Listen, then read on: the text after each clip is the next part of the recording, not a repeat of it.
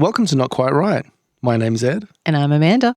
It's our first regular episode for like 2 months or something. I know. I'm excited. I love talking shit with you. Yeah, so what have you been doing since we last spoke? Well, one of the things I did, which was really great, was I did a writing workshop. I promised myself I wouldn't do one again, but here we are. I did one.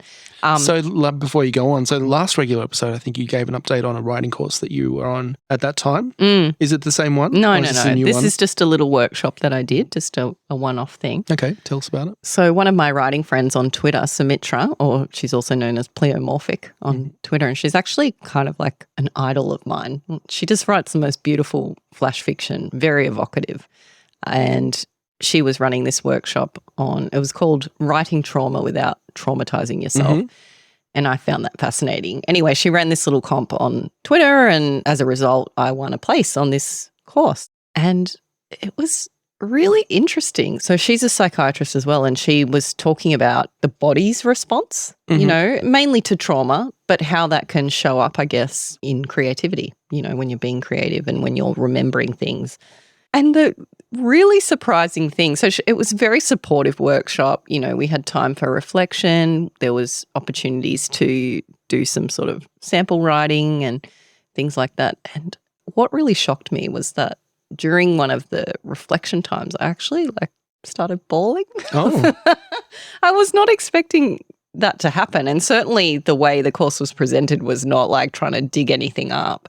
But it was really quite amazing to me that just stopping and thinking about it, that I ended up crying. And fortunately, I had my camera off because it was an online workshop, and I had, you know, the opportunity to gather myself. But it just surprised me, I guess. So the title is intriguing of the course, Writing Trauma Without Traumatizing Yourself. Is the target there people who have been through trauma expressing themselves through writing, or people who want to write about traumatic subjects, and how do you approach them?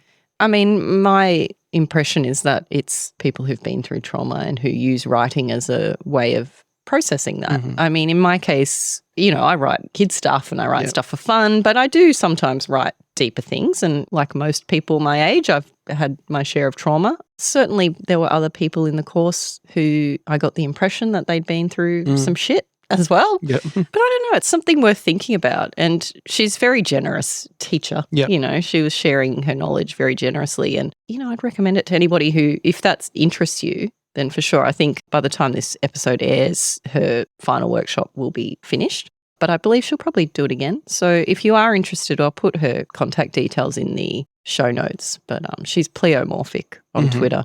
And regardless of whether you're interested in the workshop, you should follow her for her amazing flash fiction.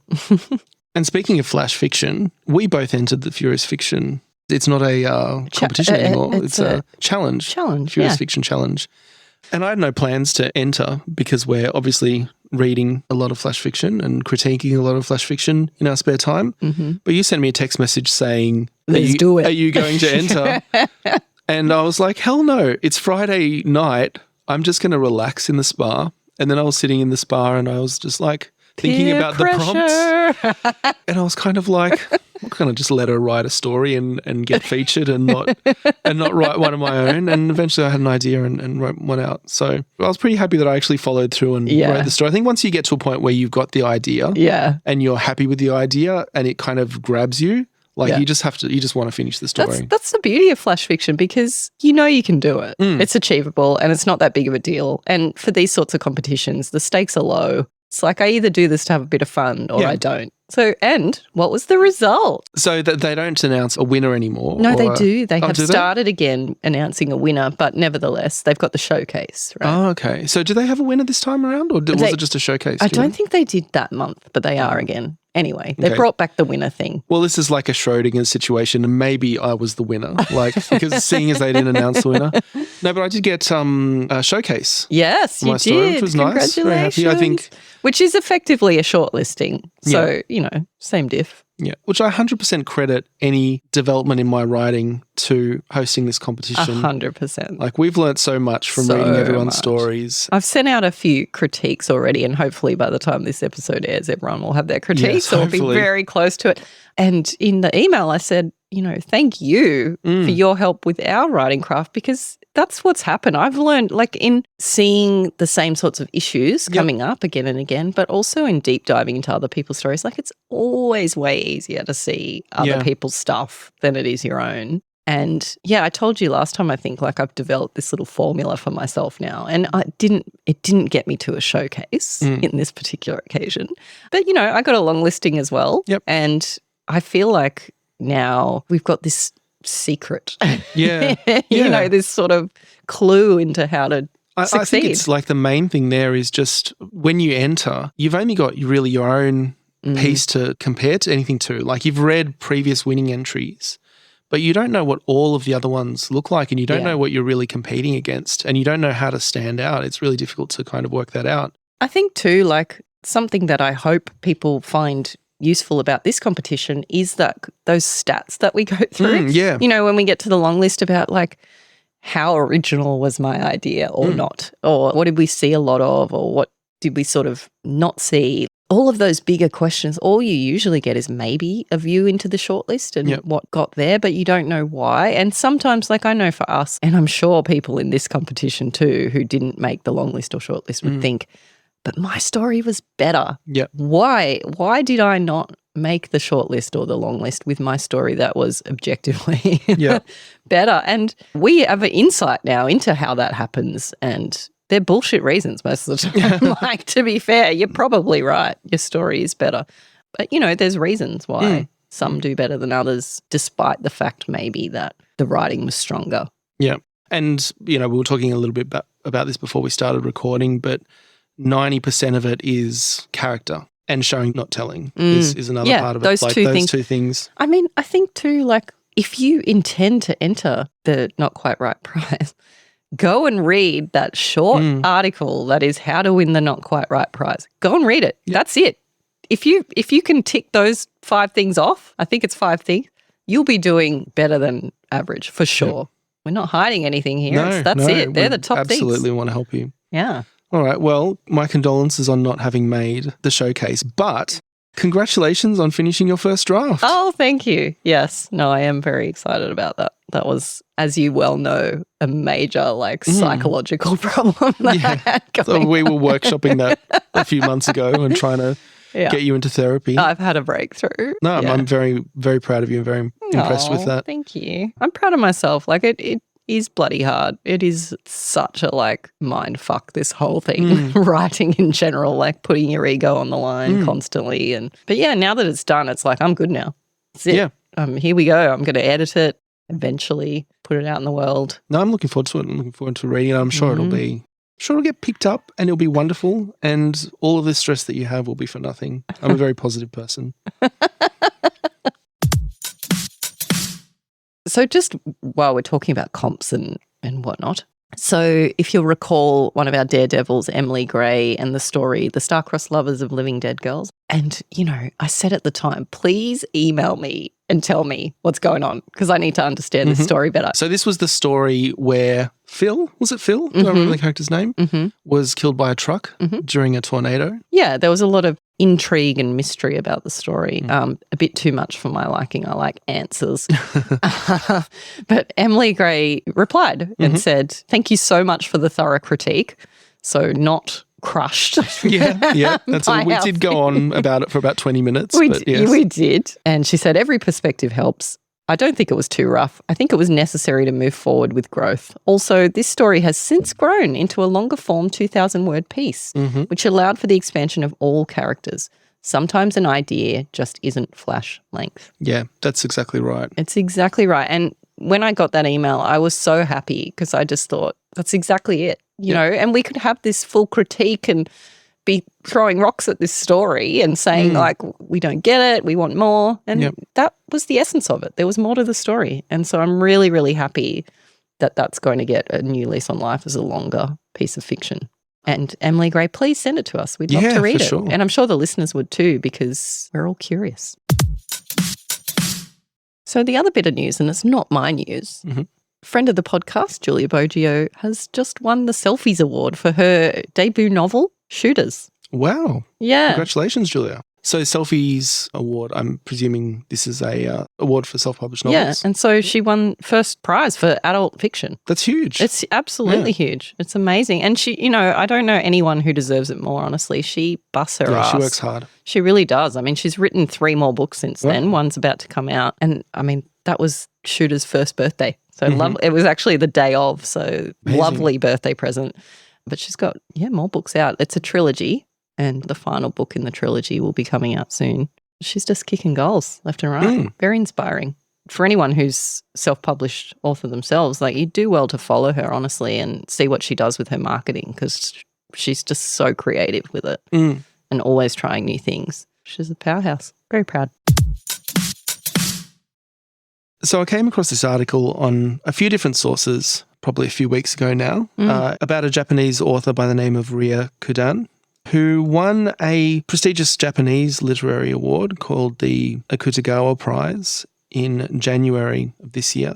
And what was interesting about this is that this author admitted to using ChatGPT, basically AI, to assist with the writing of her novel. And I think in the first interview she said that around 5% of the book was written with ChatGPT. So I think there's, just to put a caveat around it, there is a bit of a lack of information about this novel. It's not an English novel, so we can't go and read it. But I understand it had some AI themes and some interaction with ChatGPT or a similar future AI in the novel, which is where a lot of this AI content comes from.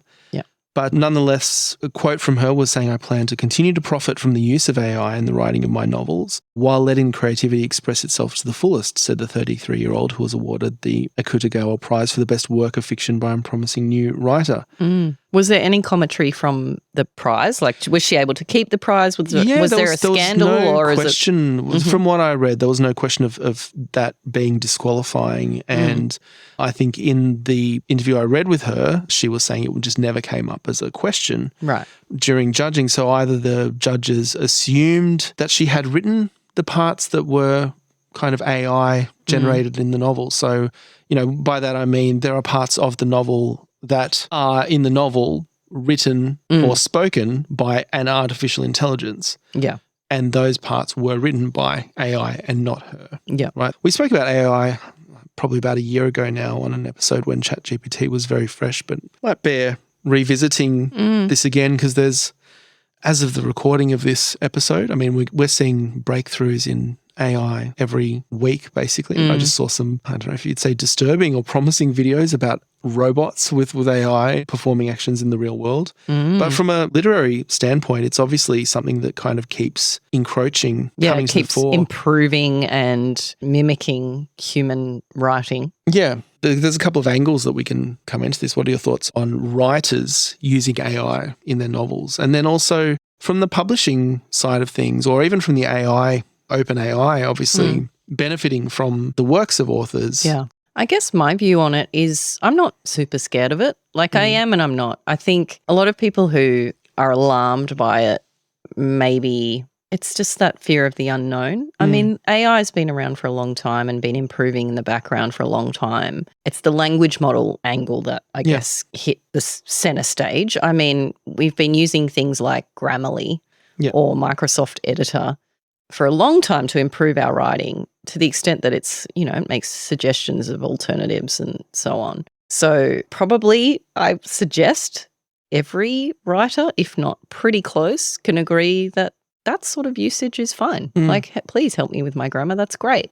But, potentially that's putting editors out of work. So if you as an author are okay with that, but not okay with your work getting encroached on, then, I mean, you've got to question that in yourself. To me, I'm a technophile. I don't have a problem with AI. What I have a problem with is the lack of regulation. And I think that's the case with any disruptive technology. Our lawmakers are so bloody slow. We are way behind the 8 ball on not just AI, on all sorts of disruptive technology, things like Airbnb or Uber and these kinds of companies that pop up saying, oh, we're disrupting an industry that maybe has a monopoly, but they're coming in unregulated and problems happen. And this mentality, like the Zuckerberg mentality of move fast and break things, that's great until like people are dying or, you know, or having their rights violated left, right and center, or serious problems occurring. And it's like, oh, well, you know, it's not the technology company's fault. That's just the people using it or whatever. Like we absolutely have to catch up with law and at least make AI technology meet the same standard as any other form of communication in terms of copyright infringement and plagiarism. And I don't think that would be that hard to do. And I feel like everyone's panicking, but no one's doing anything. Yeah.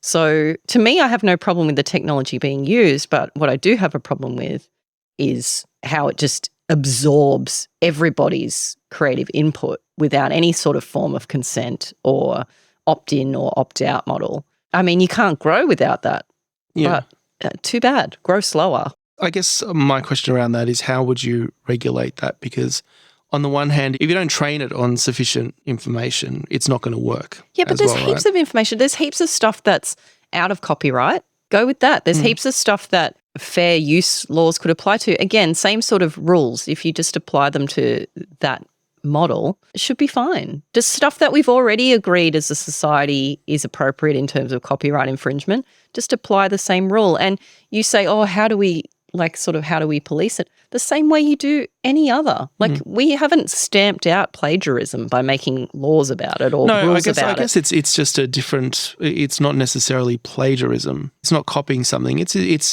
not even referencing it. It's just somewhere in its brain. It is though. Like in some cases, taking large chunks of information. I guess the counterpoint is imagine. Well, it's not necessarily counterpoint, but imagine if it wasn't aware, it didn't have any knowledge directly of any copyrighted works, it would be very limited in what it understood and how you could interact with it because it would have no concept of these works because it hadn't read them. So there is a give and take there.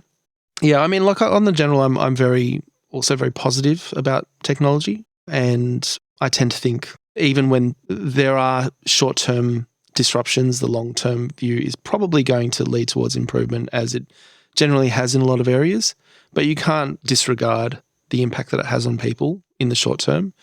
I think of it less of a problem in artistic terms. I think there's a lot of people who talk about like it's taking away people's ability to create. But a lot of artists, for example, this is painters and things, say, well, they've spent many years crafting their style and now an AI can just duplicate it quickly. I mean, like I understand the moral argument there. For me, that's an economic thing, right? It's not the fact that you can no longer create your art. You can. It becomes more difficult for you to sell your art, obviously, if someone is then able to duplicate it. So, but that's the thing, isn't it? Because for sure, they wouldn't learn as much and be as effective if they had less input. Yep. But if you, as a technology company, are profiting off someone else's work, that's where the issue comes up. I mean, if we can get AI to cure cancer, we can at least agree that curing cancer is a good thing. And it's not out of the question that the technology would be used in that sort of way. But when it's like for these commercial purposes, and again, this is where I come back to like Airbnb and Uber and things like that, like they're profiting off the fact that they are cowboys, you know, and they are unregulated. They haven't met any of the standards that everybody else is expected to meet.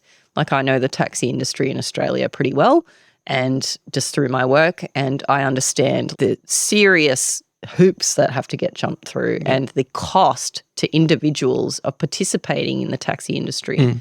And honestly, I believe it needed to be disrupted, but not just without regulation whatsoever. And to profit off that, and then to profit off other people's creative work. For example, like you couldn't just publish a book, an anthology of like 20 stories you picked off the internet. You couldn't do that.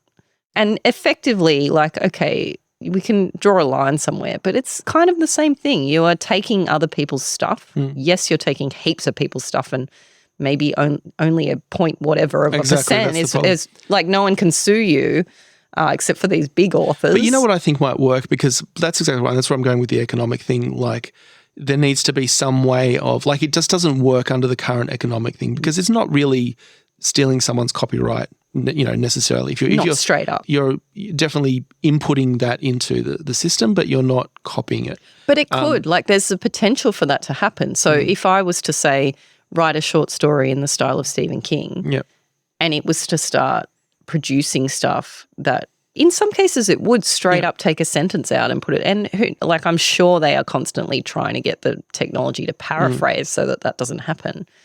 But ultimately it's not out of the question that they would be just completely replicating existing stuff. Maybe not start to finish, but... Yeah, I guess where I'm going is, with radio, how it would be impossible to pay every artist for radio play. So there's a organisation which artists join, and then if you're a radio station, you pay a license fee, and then that gets evenly or somehow distributed among all the other. Maybe something like that would work. Not evenly, or proportionally, I guess, more accurately. So something like that might work for artists, right? But, hello, now you get into Spotify territory, and they're doing the exact same thing, the same problem. Spotify is profiting hugely off musicians, and I mean, sure, they're compensating them a bit, which is better than what was happening before, where everyone was just downloading everything for free, and now it's just easier to pay for a Spotify account. But I agree. I agree definitely. Like over the last 30 years, 40 years maybe, I'm getting older, the amount of money a musician can make off selling copies of their music has definitely gone down because of that, because of the technology. But I also argue that the amount of money that musicians were making in the 50s was between the silly. between the 50s. We don't all need gold Cadillacs. Between the 50s and the 90s, say, was also because of the technology. It wasn't because of some inherent right that they had to make that money. It was because copying your work was hard to do but possible. So a few people could do it, but the public couldn't. Yeah. And so now the technology's moved on. It's not that there's an inherent right there to make like $1 I don't know. off everyone. I feel like I have an inherent right to make the dollar off my own shit and not for someone else to. Like if I sign a deal with a record company, and look, honestly, I'm sure a lot of people get screwed over in that scenario, just like you would with a publishing contract. Plenty of people get screwed over there too, but that's my right to stupidly sign away my rights. But you still have the right to charge that. I think the market value there has gone down. Like with music, the amount per play, because people aren't, like you don't have the overhead of buying a CD that someone has to print and then putting that in your CD player. It's a lot more free-flowing. There's no friction there, and the cost per play goes down, and so and the value it gets goes played down. more, like probably. Yeah. Yeah, look, I mean, you're not wrong. Like, I think there's probably no harm in, again, disrupting that. It's more like, well, so now we've just got this monopoly of Spotify. Like, I don't know that that's something that we want. No, and I'm also definitely wary of, like, the monopoly of OpenAI. Because that's much further reaching than just music. It's like, it's everything. And that's going to creep into businesses, into workplaces. It already is. There definitely needs to be some way of taking a fair cut out of those profits and distributing that where that work actually originated from. And this is the thing, influence. like in Spotify's case, at least there is some attempt to reimburse the people who are choosing to load their music to Spotify, because it serves them to be on Spotify, even if they're getting taken for a ride. Like, it still serves their purposes. Well, that model has changed now to become you give away your music and then you make it back somehow, selling T-shirts, touring. You make less money unless you're Taylor Swift, but it definitely kills the economics of an industry. Well, it changes it, and you're forced to innovate. And I mean, in Taylor Swift's case, she's innovating.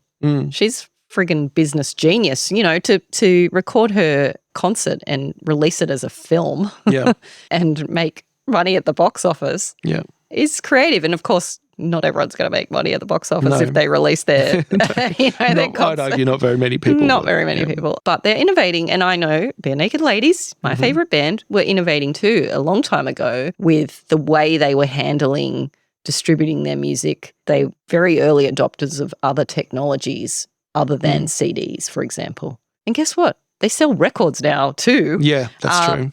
Because they're in a position to be able to sort of offer different things.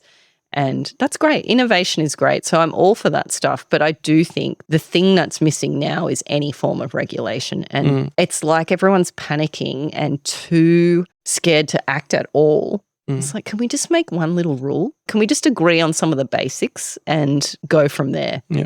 And if that doesn't work, improve the system. Because there are moral arguments against it, which is where all our laws come from, right? Some sort of moral argument. Where we're trying to protect someone who's getting taken advantage of by like a bloody monopoly. Yeah, no, that's right. The unfortunate fact is that politics as it is, the little people always seem to lose out and the corporations always seem to win out. So that's a bigger issue. It's not looking positive for artists there. No. If that's what we're relying let's face it, artists have never really had the best of times. If you will. But like there's another question here. So that's the sort of moral argument around copyright, which I think probably vast majority of people would probably just want them to be held to a similar standard on some level somehow. There has to be something there. Some standard of copyright where you can't just profiteer off, other people's work. Yeah. Right. But there's the other question, and this is, I think, where the alarmists come in our industry, in writing, of the job displacement. Yeah. These AI bots are coming in and they're taking the jobs of taking our jobs. They're taking our jobs. And that's a legitimate fear for people. Like I'm making light of it, but it is a real legitimate fear if that's your skill and that's your income. And honestly, to me, that argument is done. Sorry. Like you're going to have to innovate because there is no way to stop that sort of progress. No, I mean, and it's a fool's game to even try. We've had the Industrial Revolution. You can't stop the progress of time. And the thing is there with AI, it's not just those jobs. It's going to be like a lot of jobs that are either killed or change significantly because of the technology, and that's just going to happen. Yeah. That's always going to happen. It's got to be up to governments to do something about that from the point of view of like, how do we make it so that everyone isn't out on their ass living on the streets if this thing really does like all of a sudden hit a point. Our economy just doesn't work if people don't have money, if they don't have jobs. Like it just doesn't work. Well, and Andy's always going on about universal basic income. And if AI is so successful that it takes everyone's job, but they just give everyone a cut, and then now everyone has money to spend on stuff, but they don't have to work, that is a win-win-win, like for everyone. Look, I am well and truly ready to innovate beyond capitalism. Yeah. Like, let's go, baby. Yeah. Like, let's do it. Let's all live in a little commune and just grow vegetables. I'm keen. But while I am positive, I'm not positive that governments will represent us, our interests there. They might prefer to represent the interests of the people that are paying them the big bucks.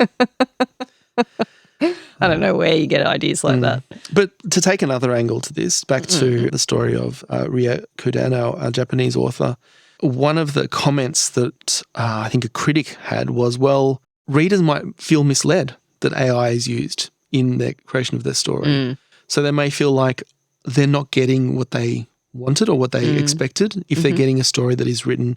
And just to reiterate, in this case, we're not talking about using AI as like to bounce ideas off, to develop characters. This is like to straight write it. Here is the output. I'm going to put this directly in my book. And maybe edit it a little bit. Like trim the start and the end and kind of thing. But it is verbatim from ChatGPT.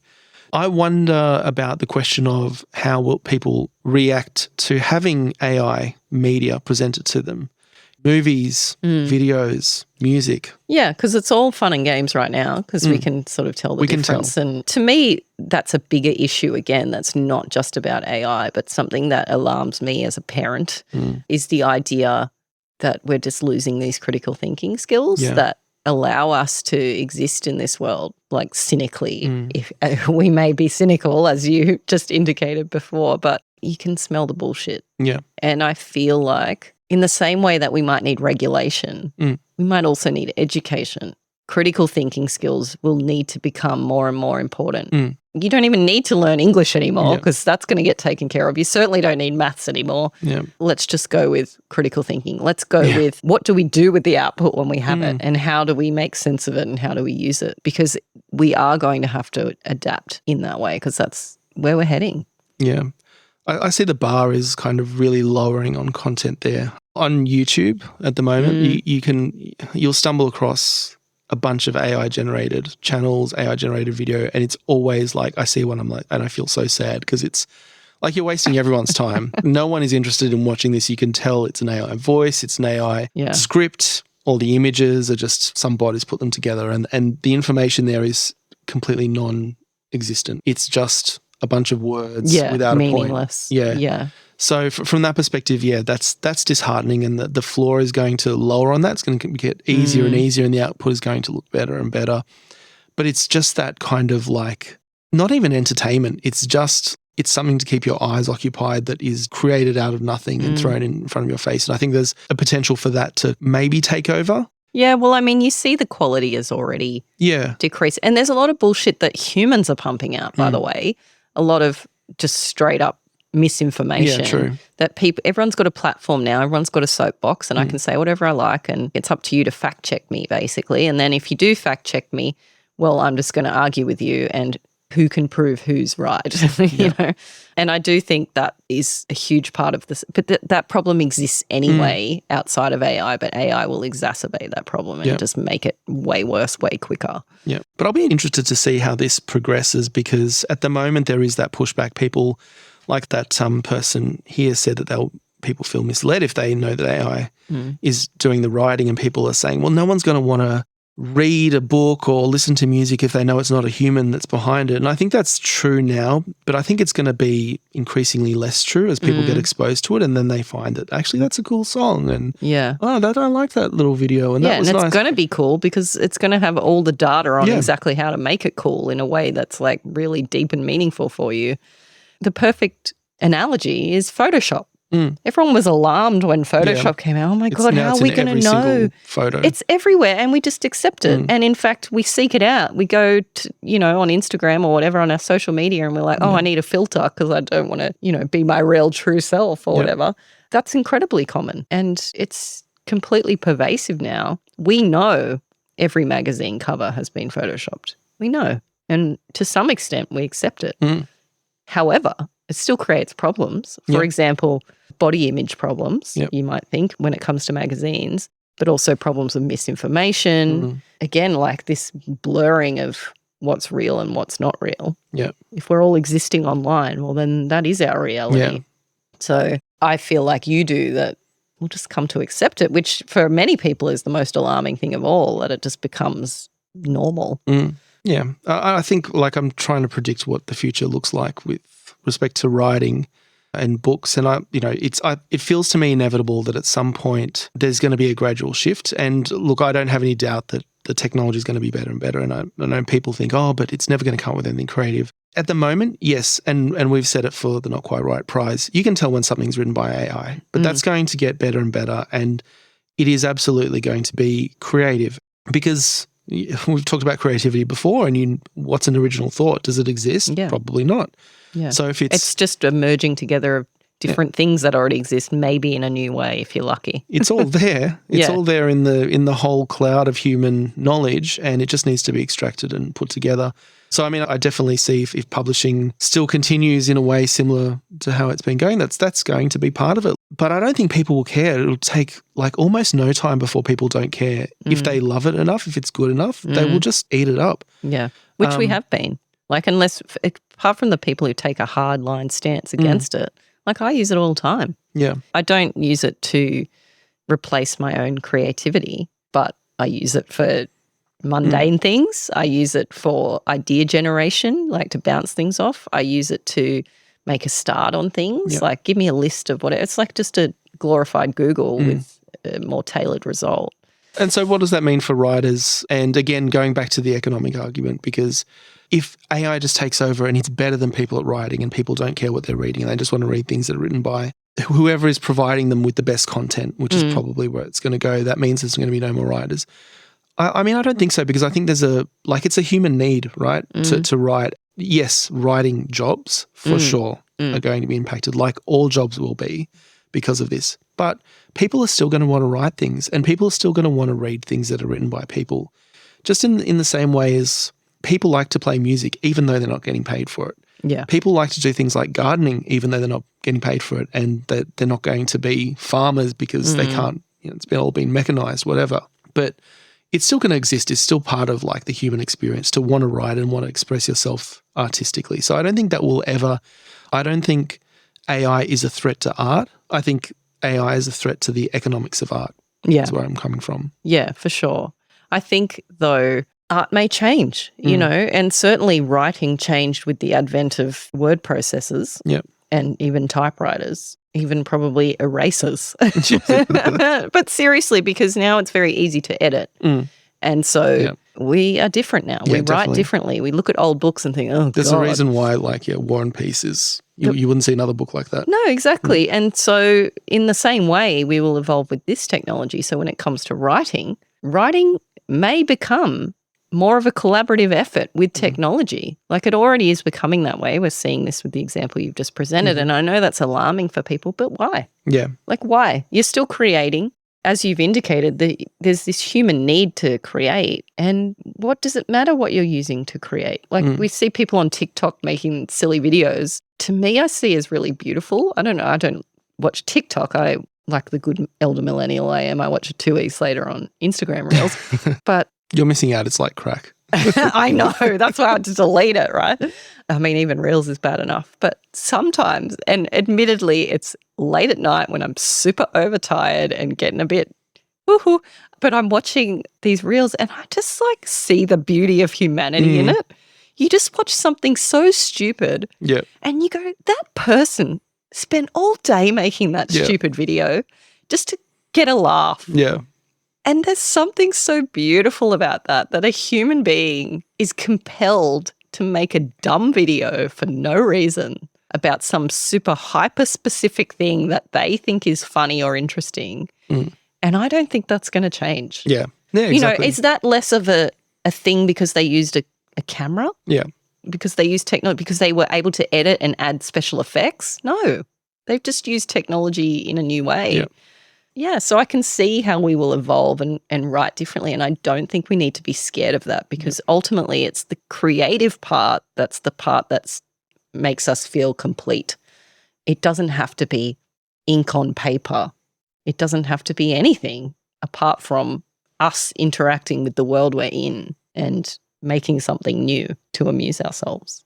Yeah, I take some solace in the fact that even when we live in this world of like robots walking around all over the place and talking to us with their dead eyes, we'll just be doing stupid human shit the whole time, just make each other laugh. Yeah, like, I don't know. We don't need to fear it. We just embrace it. It's lucky because we can't do anything about it We anyway. literally can't do anything about it, guys. Okay, so we're going to change speed a little bit, moving from the newest literary genre, AI-created works, to the oldest literary genre, which is poetry. So we'll be talking about Lewis Carroll in a minute. But poetry, did you ever go through a poetry phase? Of course I did. Hello. Did you? I do appreciate a good poem, and I did write several poems Of in course my you did. Amazing. younger years. I think that's a different thing. I think that's an expression of yourself as opposed to like a literary thing. But no, I don't think I did go through like a major poetry phase at any point in my life. Who did you get into apart from Lewis Carroll? Well, I mean, you know that the book I recced to you was a gift from my parents. So I read that book and there was hundreds of poems in that one. Honestly, didn't love them all. I love Keats. Yeah. I love Shakespeare. Love all my cliches. I love the pop poets. I love the ones you've heard a million times. Robert Frost and, you know, Stop All the Clocks and all the, like, those ones that have resonated with people for generations resonate with me too because I'm a basic bitch. And that applies to poetry as well. I was just about to say that, but you took the words right out of my mouth. But yeah, for sure. And you know, I bought books of poetry and read them. But honestly, like most of the time, disappointed. Yeah. Because I think I do love the pop stuff. And you get any further, you scratch the surface and it's like, I don't know what's going on in here. Yeah.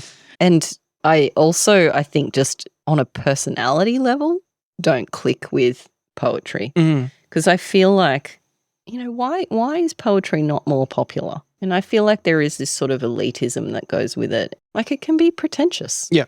Sorry, but it can. We all know it can. And even if you're a poet and you love poetry, you know that that's a feature of poetry, whether it's something that's true for you or just other poets. Like it's definitely there. And that just invokes my need to be contrary when people are like that. Yeah. So if people are taking themselves so seriously and being elitist and not wanting other people to engage with it, and it's like, oh, you wouldn't possibly understand because you haven't taken 4 years of poetry major at whatever university.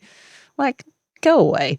when a few years ago, I read, kind of getting back into literature, and I read several books of poetry. One of those was T.S. Eliot's The Wasteland. And that's one of those poems where, like, you read it and every second word has a footnote explaining what the reference is in that story. And in that poem, and I couldn't get much out of that. Like, you could, I think that, like, for poetry to be effective, it has to affect you, like, on an immediate level. It's like music, right? I feel like it has to say something to you. If it's too metaphorical or if it's too referential, it does lose a lot of that impact. And I found that with The Wasteland. Because you're getting in your head instead of your heart. But it's not even in your head. It's like you've got to research all the things that it's about. And that becomes a history lesson more than it. Yeah. And there's a lot of that in there. And that's not to disparage T.S. Eliot, and that was a groundbreaking poem in its time, but I don't really like that kind of poetry. Yeah. So it's not what speaks to me. I mean, I fully agree with you. Like, I think poetry should be an emotional experience or like almost a spiritual experience. Like, it has to get into your soul kind of thing. Yeah. But at the same time, I do tend to appreciate poetry much more once I've had an opportunity to understand the context, because once you understand the meaning, then you can apply your own meaning. So, for example, analysing them in high school English. Yeah.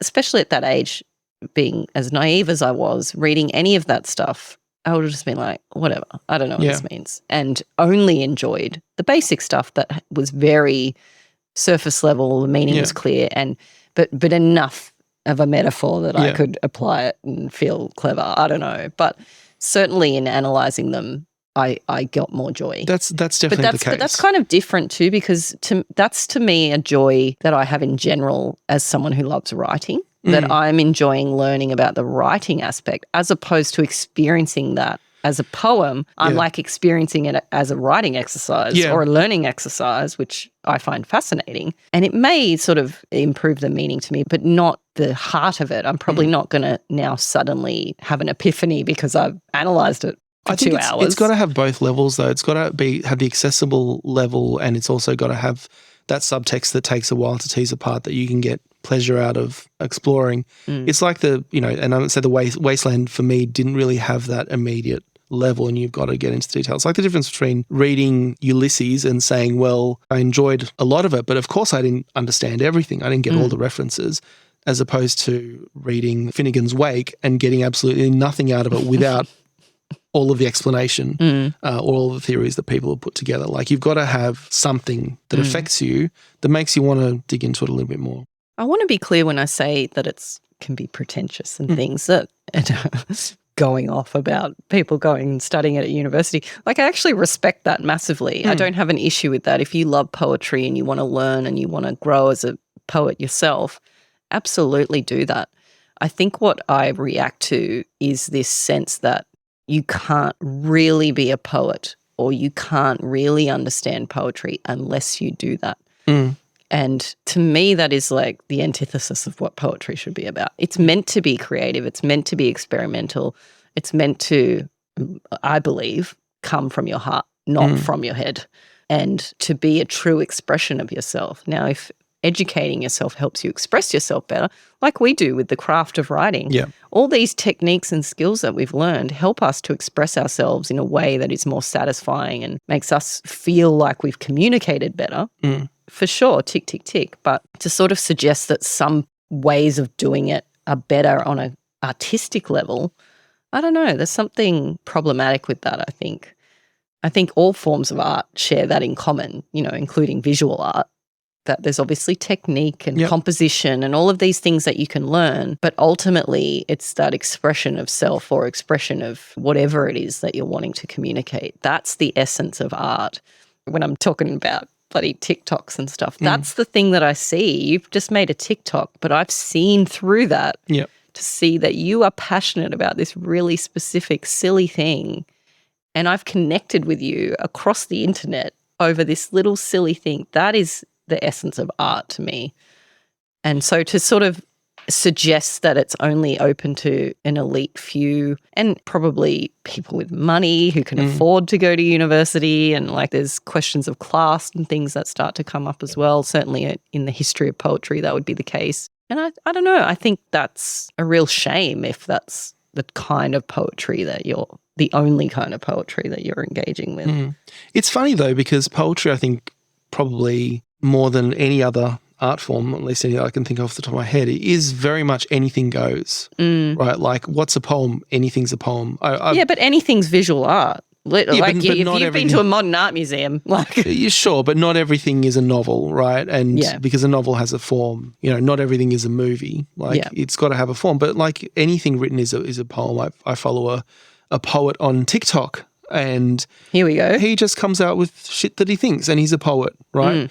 I read a book a while ago called The Autobiography of Red by Anne Carlson, and it's a full novel-length poem. But I'm reading that thinking, is this a poem, or is this just prose that's kind of like broken apart by lines, similar to one of the stories that we read in our last Not Quite Right prize? So like, what is poetry, and where are those lines? Well, I guess that's what you've got to go to university for, right? Well, but do you? What you're saying there, poetry is literally anything. If I assert myself strongly enough and get enough followers to agree with me, then I'm right and my thing's great. But if for whatever reason what I create as a poet doesn't resonate with people, then I'm not a poet and I'm a hack. You're still a poet. You're just you're not an accepted poet.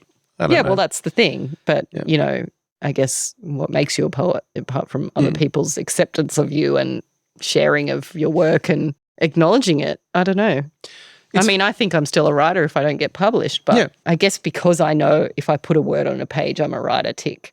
Yeah. It's a bit harder to judge, is this a poem or not? I don't know.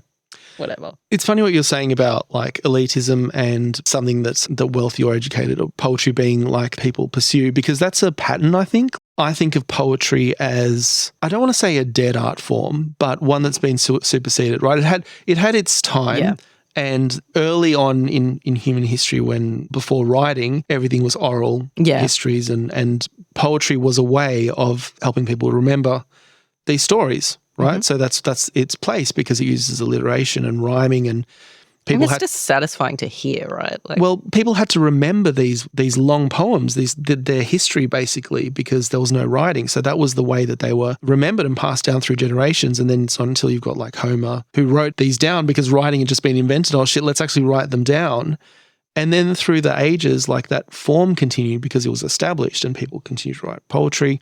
And then the novel comes along and I think pretty much supersedes it as... I don't know, they're totally different things. As a storytelling technique, where poetry used to be a storytelling technique, now that's been superseded by the novel. So the poem has had to find other niches to fill. And it's a similar thing that has happened to like jazz or classical that used to be the dominant form but have been superseded and now are similarly filled with elitists and are the plaything of the wealthy and the intellectual.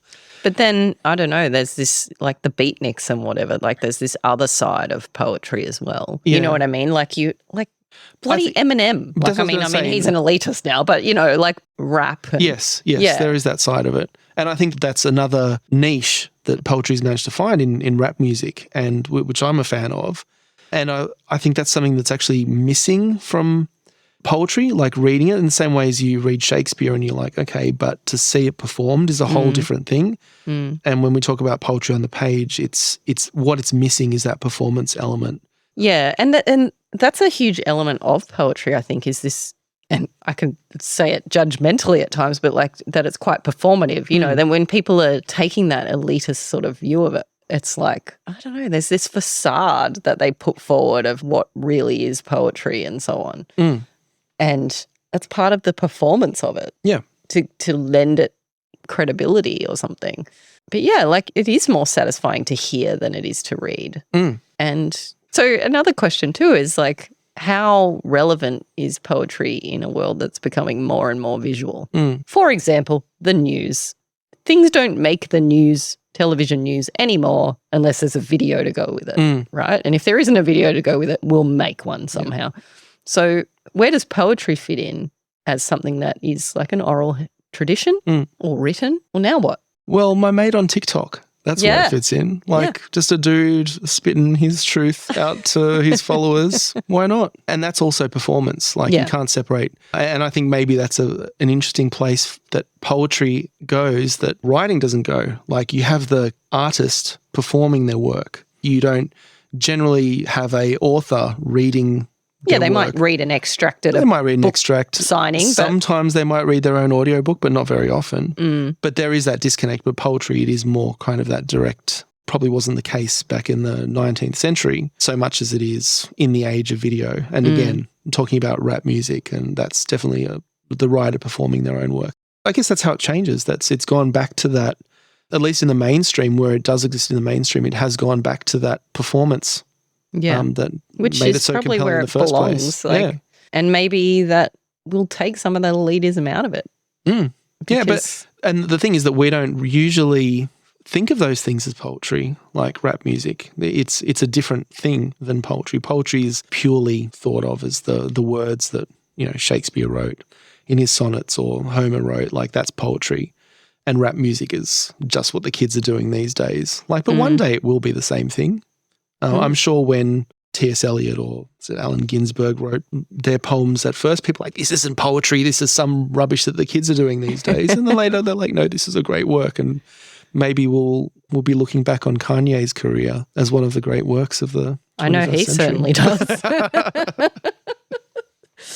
I guess another issue I have with poetry is just say what you mean. Yeah. You know what I mean? Why are we dancing, doing this little dance around the meaning? Just say it. Say it beautifully. But I want to understand you. I don't want to have to answer you these riddles 3 to that's right. to understand. And I guess that's why I like novels and things because, you can engage with it. I've been thinking more and more lately about this, and it's something I guess I would share as advice for some people who enter our competition too. When you're writing and when you're writing poetry, you want to think of it as like a handshake between you and the reader. Yeah. And you want that to happen in the middle, right? And I guess it's just this visual idea I have of two people coming together and meeting and meaning being made together. Yeah. The reader has a job to do to make meaning. You have a job to do to make meaning. When you come together, the meaning explodes out of your work. If you are forcing yourself so hard on it, and creating this mystery around it that a reader can't engage with, then to me that's failed. Yeah, you know? Completely. It may be something else. It's a diary entry for you. You've connected with you're shaking your own hand, but the reader is completely on the outside of that. And to me that is not successful because if this creative pursuit is all about communicating and it's all about sharing yourself and putting your soul out there and making connections with other human beings, and you haven't done that. Yeah. But maybe you connected with some certain people and maybe that's all you want to do. I don't know. Yeah, there's something for everyone. Some people love that challenge. That's true. I'm speaking only for myself. So. Yeah. And look, we'll talk about Lewis Carroll shortly as well and his poems, and they definitely have a puzzle-like quality to them, you would say, and the meaning is not readily apparent if there is a meaning. That's another question to some of his poetry. So, like I said, it's if not anything goes, it's close to that. It is somewhere where you can really just say, hey, I'm going to just write this thing. I'm going to do whatever rhyming structure you want. Maybe you just alliterate it however long or short you want it to be. Whatever you want it to be about, and you call it a poem, and that's a poem. You can make it accessible, you can make it funny, you can make it confusing, you can make it really referential, whatever you want. Just do it. Yeah, poetry. Now, that makes it very hard to judge poetry as well. Like, what's a good poem? I read... Do we need to judge it? We probably don't. We need to judge everything. Oh, okay. I started reading, actually, the Harold Bloom introduction of how to read poetry at the start of the book that you recommended to me. And now there's a guy who sets off my desire to just rage. But anyway. Yeah, well, I don't know. I started reading it and then I just skimmed because there is a lot of theory. Yeah. And is that theory actually coherent? So sometimes there's a tendency to create theories for things that don't need them, right? And you can theorize about something all you like and get no closer to understanding it. And I feel that's the case with poetry. So one person's fantastic piece of literary poetry is another person's complete piece of shit, and that's fine. Each episode, Amanda and I take turns recommending each other books or movies that we may not have chosen for ourselves. It's a segment we call Get Wrecked. This time around, Amanda, you've recommended to me the poems of Lewis Carroll, if that is his real name, which it isn't. It isn't. Thanks for that truth bomb. So Lewis Carroll was born Charles Lutwidge Dodgson. He also died, Charles Lutwidge. But in between, somewhere along the line, he was Lewis Carroll. And he lived between 1832 and 1898. So that's the time period we're talking about, maybe a little bit later than our friend Emily Bronte. And he's described as a poet, a mathematician, and a photographer, and also an inventor. Yeah. Found out in my research. So a veritable Renaissance man, if you will. And I found out he invented basically Scrabble. Yeah. Right? Or an early version of Scrabble. So yeah, I think we both read the same Wikipedia page. Well, that's right. It's as if we read the same Wikipedia page. And mathematician, which at first I was like, wow, that's interesting. But then I thought, well, that actually makes sense given the kind of poems he wrote, which are very mathematical and kind of very much puzzles. I think you just get the sense of a man who has a very, very active mind. Like he's got a lot going on up there and a creative type. And all the creatives I know are not satisfied with a single creative pursuit. Like you've got to have multiple. You've got to procrastinate on one by doing the other. Yeah. Like I have some weird hobbies aside from writing. My friends have other weird hobbies. Well, not even weird, just hobbies that are just nothing to do with writing, like crocheting or no, I'm into miniatures, okay? Are you? Yeah, I'm into miniature What kind of miniatures? Like doll's house miniatures. Are you? Yeah. I know that. And I've got my cricket. You're always out on the field every Saturday morning. No, my vinyl cutting machine and this podcast. Like it's a creative pursuit it's linked to writing, but it's also very different. So I can understand someone who's just bursting with creative energy because he was creative in maths too, Yeah, he published 15 books or something along those lines. Yeah, so he's not just doing maths, like he's trying to deeply understand it and share his understanding with the world. So everyone is familiar with his major works, Alice in Wonderland and Through the Looking Glass. And what we're here to talk about are his poems. But before we get into those, I would like to let our friend Harold Bloom introduce Lewis Carroll to us. Your friend. Look, he's not my friend. I've never read Harold Bloom before. And I don't know him. I'm aware of the name, but I really enjoyed this introduction to Lewis Carroll. And so I'll read it for you here. This is Harold Bloom on Lewis Carroll. Having survived a serious heart operation, I have retired from polemic, as the stress might be fatal. I remain, however, in wonderment that there are hosts of Harry Potter readers for every reader of the Alice books.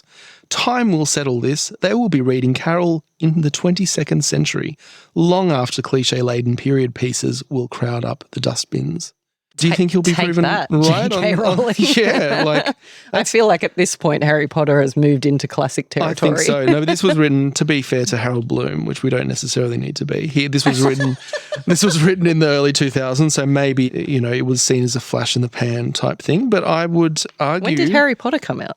Oh, late 90s, but it would have been like 2 books in or something at this stage. But look, I think you might be wrong about that, Harold Bloom. I think, maybe they will be reading Alice in Wonderland in the 22nd century, but they probably also will be reading Harry Potter. 100%.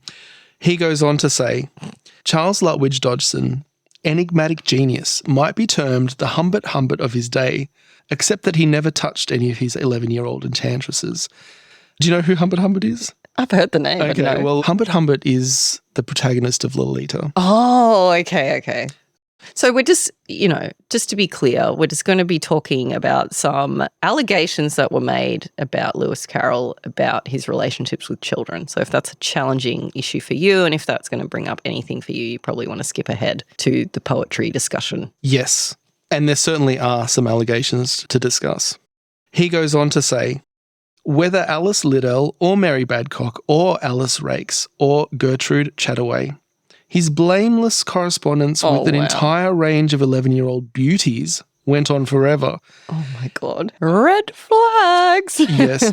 He was fortunate in his era. One fears that a lecturer in mathematics at Christ Church College, Oxford, might now have to confront the Sexual Harassment Committee, whatever these covens of harpies are now called in Britain. Oh, wow. When did you say this was published? It's just like early 2000s. So First of all, where do we begin? First of all, we've covered the Harry Potter angle. But secondly, I just want to give a quick shout out to my coven of harpies. Love you guys. Secondly, he may be termed the Humbert of his day, but I don't know necessarily if he was blameless. Now, I'm not coming to any conclusions, but I think the accusations are well and truly out there. They're out there. I mean, is that where we're going to begin? Let's begin with his alleged pedophilia. Oh, look, there is no alleged to the pedophilia aspect. He loved kids. Yeah. And to the point of it being a social problem, I think, like whether you go beyond that into what we would consider to be illegal activity. Like legitimately there are people in the world who love kids, who find the way kids' brains work and, you know, the mind of a child to be fascinating. And of course he did. That's without doubt. And he made that comment openly many times, I think. But yeah, there is this question of whether he had a sexual interest in children, specifically female children. And in my mind, don't sue me, mate, from the grave, but it's pretty clear that he did. So I don't want to be flippant about it and say like absolutely he was. No, I have no way of knowing. I think it's a complex question. I think Harold Bloom is being a little bit too flippant, saying, oh, well, of course he didn't. And these days, in, you know, with political correctness gone mad, you can't even write an erotic letter to an 11-year-old without being put in front of some committee these days. So I think it's a complex thing. Like, so one of Lewis Carroll's interests was photography, and one of his favourite subjects was nude children, right? And I've read some defences of this, saying, well, this is just how it was in those days. But wasn't also it how it was that pedophilia was just allowed to run rampant because no one questioned men in positions of power? And it was referred to in what I read as the Victorian child cult. Oh, Victorian, the Victorian. Let me be clear: the Victorian child cult. So I can understand on one level that you live in a society that is very repressed of adult sexuality. And so people are like finding these niches of weird angles that they're not supposed to go. And out of repression come strange things like a child nude cult. So like there's an argument there, but I just don't know how much I buy to me, that is argument. A bullshit argument because it's one thing to make a sculpture of a Cupid or something like that, right? It's another thing to be taking nude photos of children in your circle of friends who you have a weird relationship with already. And if that's going on, there's a reason that's going on. And it's not just, oh, I'm objectively just like an artist and this is just an interesting subject. No, there's a reason why you're drawn to that. Just because large groups of people were openly drawn to that doesn't make it okay. It's child exploitation regardless. And I get that there's like a context of time for things, but you can think about that for racism. Like, oh, let's forgive people for being racist because it was back in the past and it was a different time and they were raised differently.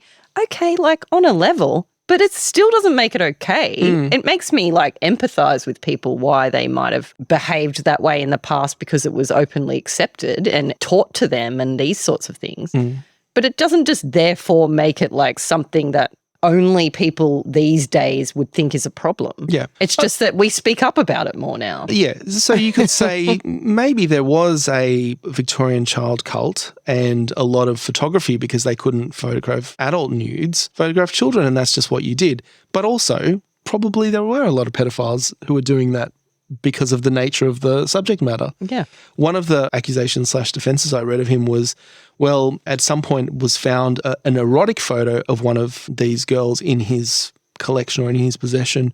But the counterpoint to that was, well, he was a meticulous record keeper and there wasn't a record in his book of that photo being taken. I'm like, of course there isn't. Because he knew.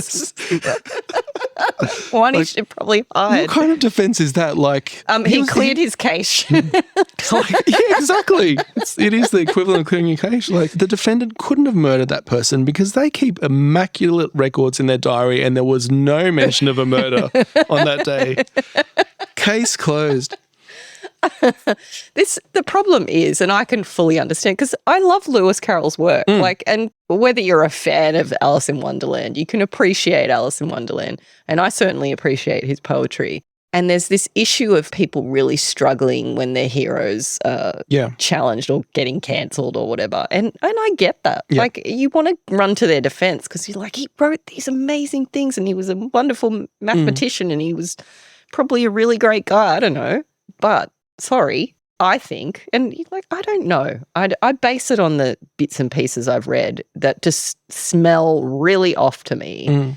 And to me, any defense of it just seems defensive. It doesn't seem like a solid argument. And where there's smoke, there's fire. That's my opinion. But it doesn't change my view of his writing. No.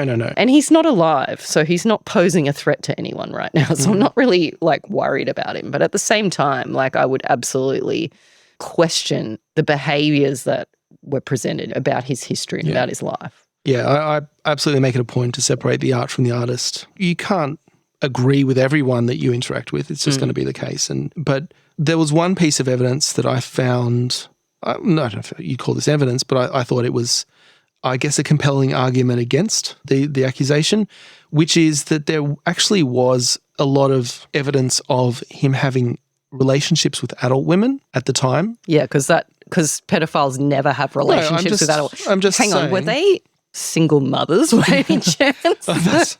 Shit. But a lot of those references to those relationships were suppressed by his family to like keep up his squeaky clean image for children. So it's possible that kind of whitewashing went a bit too far and left us only with like the dodgy bits. So look, there's enough ambiguity, but I wouldn't go around Mr. Harold Bloom saying blameless. He's completely man. blameless and fuck those harpies. So anyway, now you know about Lewis Carroll.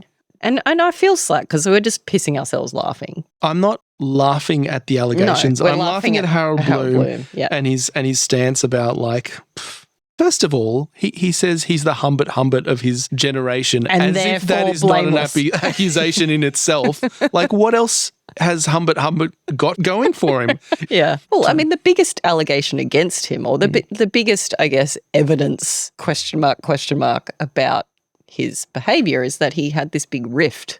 With the little family. So, and we didn't even mention, like, so supposedly, like, for those who don't know, Alice in Wonderland is supposedly based on a real child called Alice Liddell, who was the daughter, one of three daughters of... Who was the dean of Christchurch College, Oxford. Right, okay. So, and, you know, Charles Dodgson had a very close relationship with his family, what some would consider a questionable over-interest in the children, and in particular, Alice. And it's said that, you know, Alice in Wonderland is based on her, although I believe he sort of said he denied it. But yes, she was widely believed to be the... She's certainly involved. Like, fair enough. And like, her name is Alice. Her name's Alice, for God's sake. And you know, when you write, your characters are a mix of a bunch of people and almost always a little bit of yourself as well in every character, whether it's male or female or whatever, because you're just imbuing them with all these characteristics of your own personal experience. But certainly she was at least a major influence, you must think. Mm-hmm. And he's writing this story going like, what if she was really big, but she was still a little girl? Oh, God. It's pretty fun. Why don't I just give her like a potion? She just gets really small and I can like put her in my pocket. Just put a sticker in my pocket. Walk around with her. Oh, my Lord. But so people say there was a rift between him and the family, and there's, you know, a theory. The theory goes that he wanted to marry Alice, and I don't know how old she was at the time, but... Not very old. Not I think like 11. Very old. Very young. Yeah, like 11. Yeah. And he was wanting to marry her and proposed, and the family went, enough's enough. Which, in fairness, maybe not that out of the question for the era. Like, what, marrying an 11-year-old? Oh, like, I'm interested in your 11-year-old in a few years. So, and, you know, there's diaries missing and all this stuff that it's like all circumstantial, but at the same time, there was a lot of circumstantial evidence. It would hold up in court for sure. No, it's really hard to say that there's, like, again, where there's smoke, there's fire is not always true, but there is a lot of smoke. There's a lot of smoke. There's something. I mean, this is terrible too, but this is where my brain goes, that he was raised in a very strictly religious family and he himself was a pastor or a deacon or something. And, you know, the church doesn't have the greatest track record with That's true, yeah. how they treat children. And so who knows what kinds of things he went through himself. I know he had like bouts of serious depression and emotional issues of his own. So who knows where they stem from? And like, I'm just spinning that out of nowhere. I don't know. It does make me sad though, because it feels like for a man in particular who may just genuinely have a childlike sort of love of the world and connect better with children because they see the world the way he does, that it becomes hard for someone like that to get on in life without these kind of allegations being made. I feel sorry for men who, for example, feel like they can't go sit in a park because people are going to, on their own, because people think, well, why are you here without children? That sort of thing. And it's not fair. So there's an element where you want to protect people from like false allegations or things like that. But at the same time, I don't think that's the issue here. I don't think it's just a man who liked to write for children. There was a lot more to the story. And I guess that's why all these years later, people still question it. But Lewis Carroll also wrote some poems. And the book that you shared with me, edited by Harold Bloom, has 4 of them. The Hunting of the Snark, The Mad Gardener's Song, A Pigtail, and The Walrus and the Carpenter. So we'll talk about some of those, and to that we'll also add The Jabberwocky, which is probably his most famous poem along with The Walrus and the Carpenter, but doesn't make it into this collection. And I think we'll start with The Jabberwocky actually, because it's a little bit foundational to The Hunting of the Snark. So The Jabberwocky was first printed in the sequel to Alice in Wonderland through the Looking Glass. And I'm going to read that out aloud because I think it's fairly short and gives a good impression of like the style and the feel of Lewis Carroll's poems. The Jabberwocky by Lewis Carroll. 'Twas brillig, and the slithy toves did gyre and gimble in the wabe. All mimsy were the borogoves, and the mome raths outgrabe. Beware the Jabberwock, my son, the jaws that bite, the claws that catch. Beware the Jubjub bird, and shun the frumious Bandersnatch. He took his vorpal sword in hand, long time the manxome foe he sought. So rested he by the Tumtum tree, and stood a while in thought. And, as in uffish thought he stood, the Jabberwock with eyes of flame came whiffling through the tulgey wood, and burbled as it came. 1, 2, 1, 2, and through, the vorpal blade went snicker-snack. He left it dead, and with its head he went galumphing back.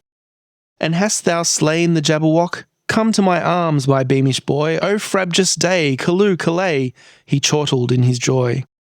'Twas brillig, and the slithy toves did gyre and gimble in the wabe. All mimsy were the borogoves, and the mome raths outgrabe. Huh? Well, it's funny you say that, because when Alice herself finishes reading Jabberwocky, she remarks, "It's rather hard to understand. Somehow it seems to fill my head with ideas, only I don't exactly know what they are." And so that's the impression that you get from hashtag relatable. So like I remember studying quote unquote Jabberwocky in primary school maybe and doing a little project on it. And like what I do like about it is what it evokes through nonsense words, right? Like the portmanteaus, which is a word that Lewis Carroll invented. Amongst other inventions, yeah. So like you can kind of half understand the story. Like you get the gist of what's happening, even though the words aren't right. Like they conjure up these images. I wouldn't read too much into like the meaning of a poem like this. Like, no. Well, subtext. you said that this was indicative of his work, but in many ways it's the silliest. He does have a tendency to invent words or portmanteaus, but this probably has the most, at least the most condensed and other of his poems, like The Walrus and the Carpenter. The Walrus and the Carpenter makes much clearer sense overall, even though there are some seriously ridiculous parts of it. But yeah, it's this playfulness, and that's what's intriguing about Lewis Carroll's work, just this kind of idea of like, this is just fun. I'm just doing this because it's fun. It doesn't make any sense, but it does in a way, makes enough sense. The work comes from the genre of like literary nonsense, so they say. And to describe literary nonsense, they're like, it's not so much an absence of meaning as an excess of meaning. Mm-hmm. And so you can take whatever you want from this because there's all sorts of ways to come at it, because I haven't just stated this thing outright. I've danced around it in a creative way that allows you to come at it from all these different angles. And that's what's fascinating to me. However, the challenge there is that you're not really meant to think about it, right? Like it is what it is. Yep. And you're just meant to enjoy it like a child would. Yes. Not necessarily question it, not give it any special deep meaning. It's purposely not deep. Yeah. What do the kids say these days? Like it's not that deep, man. It ain't that serious. Yeah. Like it ain't. And you're just meant to go, oh, that was fun, you know? And I think generally that's why I like his poetry, because it is just fun. And in that book that I loaned you, there's so much dense shit in there. There's so much of what I was saying before, this pretension, this kind of performative stuff of like, let me show you how intellectual I am. Yeah. And this is just an intelligent person having fun with words. I like to have fun with words. So I enjoyed it on that level, I think. But another thing that's interesting about Lewis Carroll is that he's had this deep impact on the world, right? Mm-hmm. And so there's apparently an Alice in Wonderland effect is like a specific type of migraine that you can have. And just looking at Jabberwocky, I see the Bandersnatch mentioned, and I'm thinking of like Netflix's Bandersnatch, right, which was very creative. The Black Mirror episode. Yeah, the Black Mirror. Well, it was kind of like an interactive film. Yeah. And to all these hundreds of years later, to still be having this deep impact where people everywhere understand, or at least in the English-speaking world, I can't speak for other parts of the world, understand what is meant by these terms. Yeah. Because we're all so familiar with these stories and poems. So moving on from Jabberwocky to what I've seen described as an extended version of Jabberwocky, which is The Hunting of the Snark, which is a long poem, several pages long, subtitled An Agony in 8 Fits. And The Hunting of the Snark borrows several of the nonsense words from Jabberwocky. Or borogoves, if you will. If you will. Bandersnatch is back, as is the Jub Jub bird. We're all glad to see them back. And The Hunting of the Snark, it's the strange adventures of the crew of a ship. So good. Consisting of a bunch of tradesmen that begin with the letter B, plus a beaver. Mm-hmm. And they're off to find the snark. What did you think about this poem? I love this poem. Yeah. It's so stupid. And I think because I had just finished studying law when I received this book, and there is a character called the barrister, and there's jokes made about basically lawyers just being full of shit. That spoke to me at the time, and the silliness as well spoke to me at the time and still does. But there is a plot here. There is something happening. Yeah. And there are some interesting sort of side quests that happen in this poem. Again, like they don't mean anything. They're just funny. And there's some great punchlines too, like throughout this piece. So do you want to just do a couple of your faves? Do you have any to call out? I've got my favourite passage here, which I've highlighted just for the image it invokes. So he had bought a large map representing the sea without the least vestige of land, and the crew were much pleased when they found it to be a map they could all understand. I just like that image of turning up on a boat with your map of the sea that's just blank or waves or there's whatever. no, because they specify that there's nothing on it. Like there's no compass mark or like. and all of the people on the boat are like, finally, like a good map. And this is the thing he does, I think. He just has fun with this shit. And each of the characters, I think, or at least most of them, they get their silly moment. So I think you've already explained, but there's like a bunch of dudes on a boat and they're out hunting the snark. And so one of the characters is a baker. Mm-hmm. And so one of my favourite lines is, he came as a baker but owned when too late, and it drove the poor bellman half mad. He could only bake bride cake, for which I may state no materials were to be had. So one of your characters is a baker on this boat who only bakes wedding cake, and that's it. That's right, and they don't have the ingredients. Yeah, and you're taking him to hunt for the snark. Great, this is going to go so well. I love it. Another fave is the butcher. And in fact, I'd never noticed they all started with B, so thank you for sharing that, because now I'm like, oh, that's even more fun. So we've got the butcher arriving on the boat. He came as a butcher, but gravely declared when the ship had been sailing a week, He could only kill beavers. The bellman looked scared and was almost too frightened to speak. So I just love the stupid irony of the butcher only being able to kill beavers, of which there just happens to be one on this boat, who makes lace for some reason. I think because he ran out of occupations that began with B. It's just like... It's like fucking beaver then. Just that irony, like that's introduced, that you've got a baker who only bakes wedding cake on a boat where there's no ingredients for wedding cake. You've got a butcher who only kills beavers. There happens to be a beaver on the boat. I love it. Yeah. And there's no reason for any of that. And yet it makes perfect sense at the same time that this stupid thing is happening where everyone's completely useless. As for the bellman, I'm just going to go ahead and say that the bellman is every middle manager I've ever met in my life, right? So the bellman is like the captain of the ship. He rings the bell, and this is the description of him.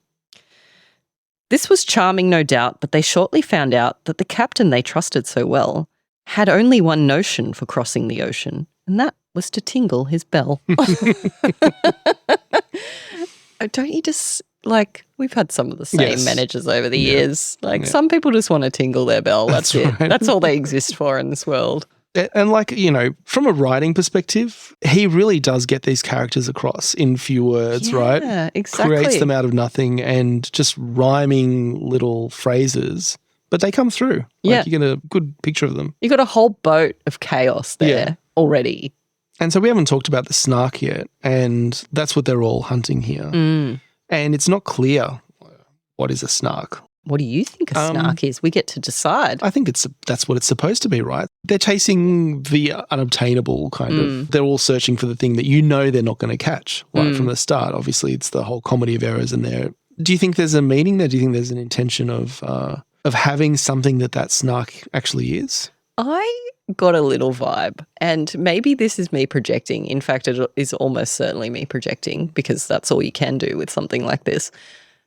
But it's like, to me, it's like a Karen. A snark is a Karen, right? So a snark, we know already Lewis Carroll wishes he was a kid, right? Like he writes in this nonsense way. He wants to have this view of the world that's just free, where he's not constrained by logic, and at least in this way when he writes. And I feel like the snark is the antithesis. Yeah, it represents that adult cynicism that they're trying to... Yeah, something that's squashing creativity. Let me give you some evidence from the text, because the snark isn't described in detail, so we can only go by little bits. And this is the bit where that came to me, that thought. Well, he said there's 5 unmistakable traits of the snark, but I'm just going to read this one. The third is its slowness in taking a jest, should you happen to venture on one. It will sigh like a thing that is deeply distressed, and it always looks grave at a pun. So the snark's just a killjoy. Well, I think what supports your interpretation as well is there is a passage that, and this is how basically the poem ends as well, there's a warning that if a snark is a boojum, one will vanish away into nothingness. And the one that they're hunting does turn out to be a boojum. And who is it who vanishes? Spoiler alert. Spoiler alert. Who is it that vanishes at the end? Is it the baker? The baker, I think. Yeah, right. It's the baker. So, I mean, again, maybe the point is you might come across one of these cynical adults and they might turn you into one of them.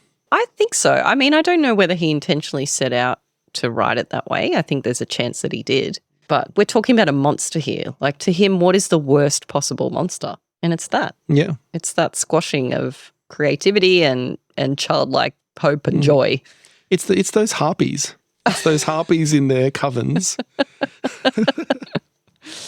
His enemy, no. No, don't go there. His enemy is puberty.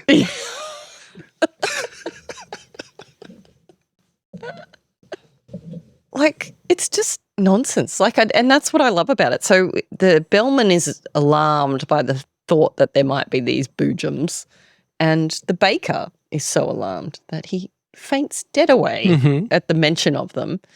And then, so the baker's fainted because they said, oh, we might find a boojum and you might disappear. And so this is how the crew, this illustrious crew, reacts. They roused him with muffins. They roused him with ice. They roused him with mustard and cress. They roused him with jam and judicious advice. They set him conundrums to guess. If I faint, I want you to rouse me with conundrums. Like, I couldn't think of a better way to be roused. But there's humour in that too. Like the idea that they're rousing him with jam and judicious advice. Like these different characters, like the banker's probably coming in with the judicious advice. Like, come on.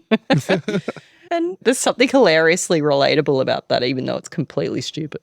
The thing I liked about also the structure of this poem, and again, it is a long poem, like it's no Odyssey, but it's several pages long. And each of these little 4-line stanzas is kind of a little standalone piece of microfiction. You know what I mean? Like it's a little idea, it's a little interaction, and we just get this sequence of all of these interactions one after another. So I like how that there's not really any wasted, like, oh, this one's just kind of in between these things happening. Each one is its own little scene. Yeah, for sure. And there's a lot of punchlines in there. So you're getting this satisfaction throughout of individual stanzas just having their own end, their own conclusion, but they're also flowing one after the other into a broader narrative.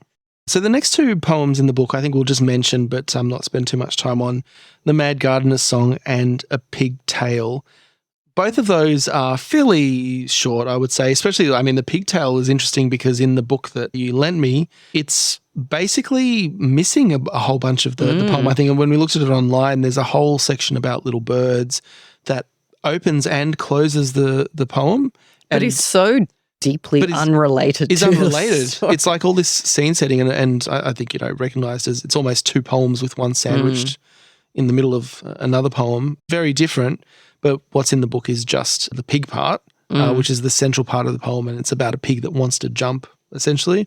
That's A Pig Tale. And the other one, Mad Gardener's Song, which I liked. It's a humorous poem about a person misrecognising facts about their life, I guess. I really like the format of A Mad Gardener's Song and this sort of setting of expectations and then subverting them. Like it's definitely like set up, punchline. However, nonsense. Yeah, none of it makes any sense. However, the first stanza to me does make sense, and I think it's a little bit telling about Lewis Carroll. I'll just read this little one. He thought he saw an elephant that practised on a fife. He looked again and found it was a letter from his wife. At length I realise, he said, the bitterness of life.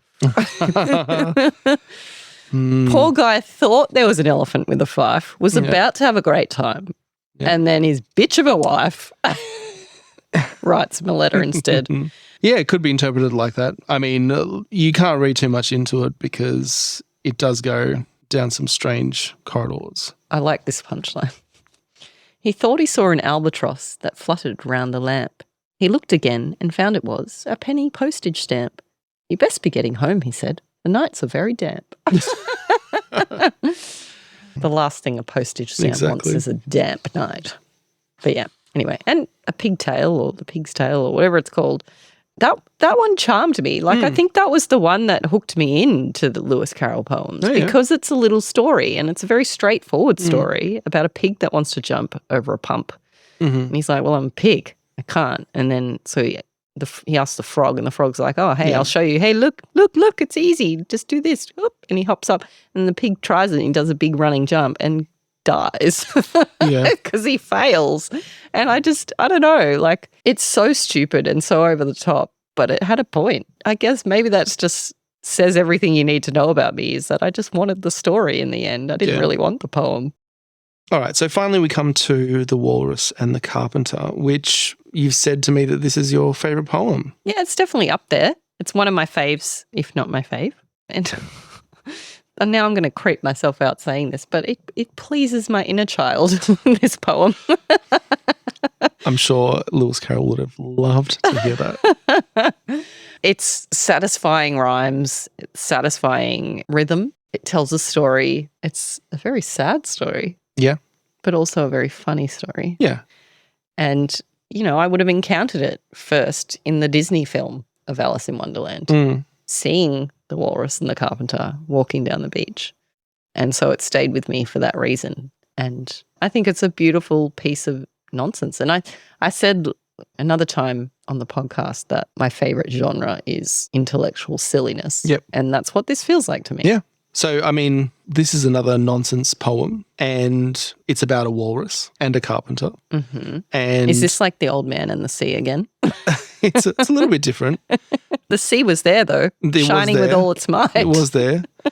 And they begin like lamenting the presence of so much sand on the beach, and they begin speaking with some oysters. Yeah, as you do. The oysters walk with them, as oysters do. Despite having no feet. So they decide to walk them down to the beach, and they have a little conversation. They decide it's time to eat, and so they eat all the oysters. So that's the plot. And there is a plot, and I love it. Yeah, like through all of these, there's that element of like a coherent plot, but meanwhile, everything that's happening is completely absurd. And I think for all of these, even when there's a coherent plot, there's elements of it that have no bearing on the plot whatsoever. It's just complete tangent. Yeah, and it's not really about the plot. I mean, I think this one is quite striking in that it's got a bit of a twist in it, hasn't it? Like they're all having a fun time and it's all fun, and then it's quite sinister the way that they just slowly devour all the oysters, and then they realise that there's no more oysters talking because they've eaten them all. And it's so dark and depressing because they're like, oh, brush yourselves, like get all clean, put your shoes on, get all neat and tidy. Come on, let's go on this lovely walk. And they think it's such a treat, and they go off only to be eaten. It's very sad. Like I mean, watching Alice in Wonderland as a child, it's pretty dark. I think that's why it sticks with children, like who you're used to seeing dark shit. Yeah, you're used to happy endings, and like these oysters just get fucking devoured. Their coats were brushed, their faces washed, their shoes were clean and neat. And this was odd because, they hadn't any feet. Yeah, there are lots of fun little sections. I like these two at the start. The sea was wet as wet could be. The sands were dry as dry. You could not see a cloud because no cloud was in the sky. No birds were flying overhead. There were no birds to fly. Like, it's just tautologies. But I don't know, it's charming. It is charming. Well, it's more than that. Like, that's like a rule of threes thing that happens in this poem. So we've got in the beginning the sun shining very bright, and this was odd because it was the middle of the night. And then later on we have the oysters, and their coats were brushed, their faces washed, their shoes were clean and neat.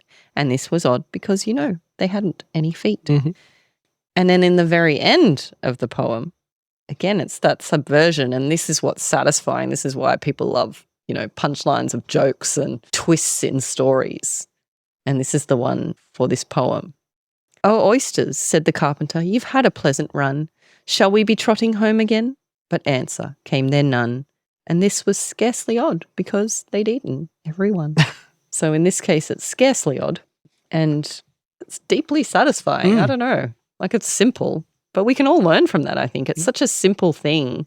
The rule of threes is a simple thing. The idea of subverting expectations on that third hit, comedians do it all the time, and it's a little trick to use. Yeah.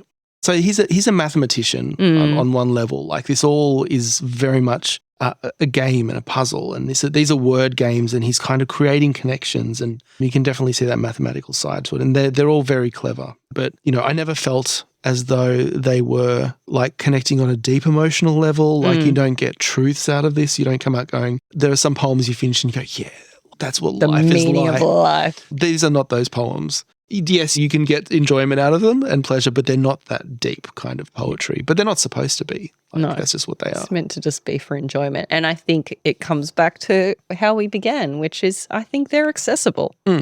Anybody can come at this and have fun. Yeah. And to me, that is much more enjoyable than something too literary.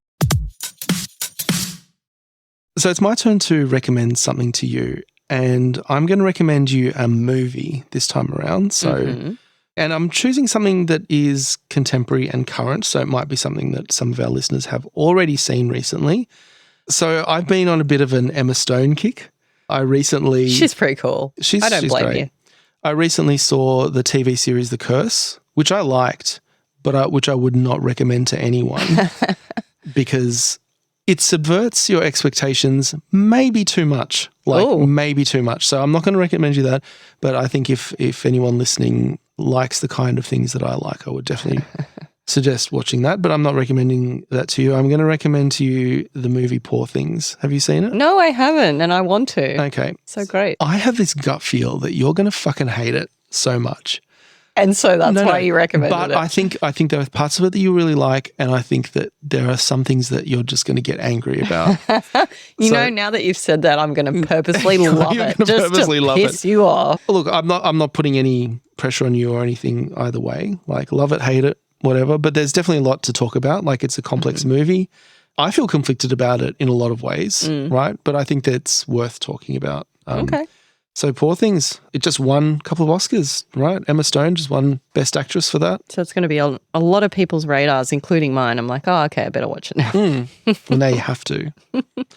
Okay, well, I guess we'll speak again next episode and we'll talk about Poor Things. And just a reminder to our listeners that the next round of the Not Quite Right prize kicks off on the 19th of April. So that's just around the corner. We look forward to reading all your stories again. And do please check out that article about how to win the Not Quite Right prize, because there's some gold in those articles. There's also the article about what the fuck is a anti-prompt, which is good to know if you're entering the Not Quite Right prize. It's a question on the tip of all our tongues.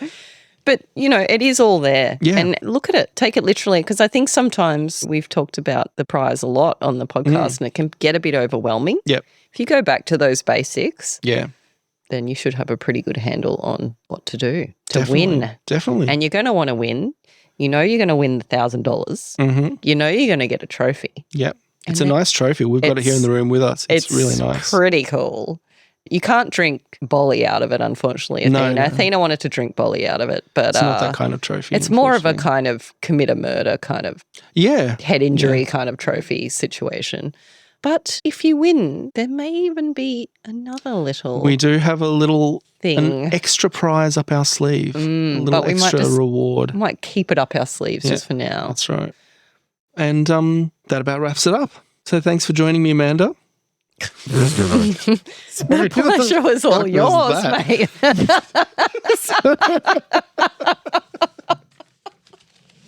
And until next time, right on. Right on. Oh, let's have some wine. No, go. Let me do it again. Okay. No, I'm keeping that one. Thank you for listening to Not Quite Right. If you'd like to reach us via email or follow us on social media, you can find all the links on our website, notquiterightpodcast.com. That's WRITE. And if you enjoyed the show, we'd love it if you could leave us a 5-star review on your favourite podcasting app. Something doesn't seem quite right. Here's what I found. From you. To Dave, not to me. But anyway, somehow I received it. One of your earliest works. Wednesday, the 8th of June, 2005. I love you wilder than the one I can't. It's so good. I take it all back about Lewis Carroll. This is my favourite poem of all time. It's called I Wrote a Poem. No, that's the subject line. It's the subject of the email. I love you wilder than the wildest flowers grow. I love you wedgier than the wedgiest camel toe. I love you lovelier than the loveliest flute ever played. I love you juicier than the juiciest fart ever made. Oh my God, help. I love you busier than the busiest bee working. You know what's coming. Yeah, it's a punchline. I love you softer than the softest merkin. I love you warmer than the warmest winds blow. I love you skankier than the skankiest hoe.